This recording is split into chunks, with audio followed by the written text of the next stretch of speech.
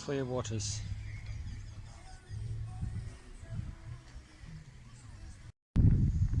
Bit of a steep way in a part, and yeah, there's a bit of rope there. Well, far away, there's a mountain. That is just above Kotor in Montenegro. We were in Montenegro trying to get down to Albania, then Greece, and then get out of Europe before the pandemic got too bad.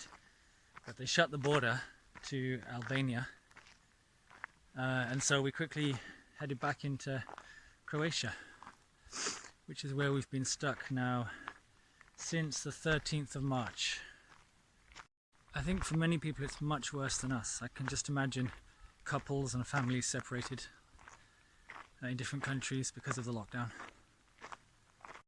I think people become a little bit closed-minded and protectionist, you know, looking out for themselves. I know they're also looking out for the old and vulnerable, but I don't agree with shutting down borders to such an extreme extent. I'm of the opinion that one short, sharp lockdown is the best method, just to shut off the spread, and then you have to deal with the facts. You're not going to wipe it out. There's no vaccine coming for a while. People need to live. There is a random wild tortoise on the path. Didn't expect to see that. Good boy, eat away.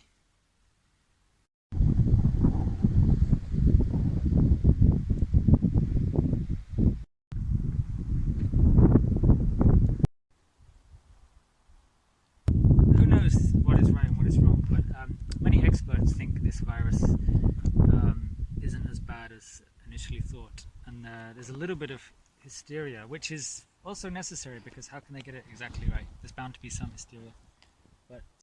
So the good thing Croatia did is that it locked down pretty early, before there were high numbers.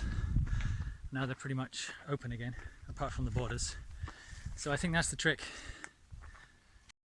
But actually give it a month or two, I think everything's going to get back to normal in most countries.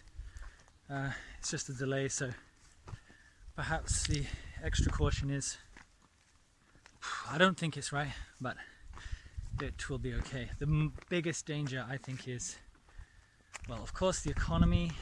Perhaps even worse than that is international relations. Troubles now around the world. Countries using this opportunity to stir up bad feeling against others.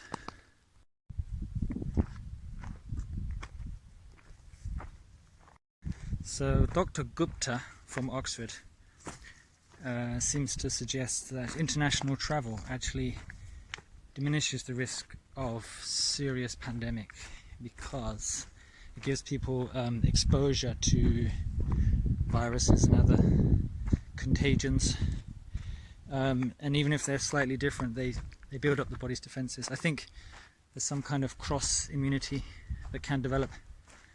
So if you go a long time without exposure to flu, for example, and then you get the flu, it's likely to be worse, I believe.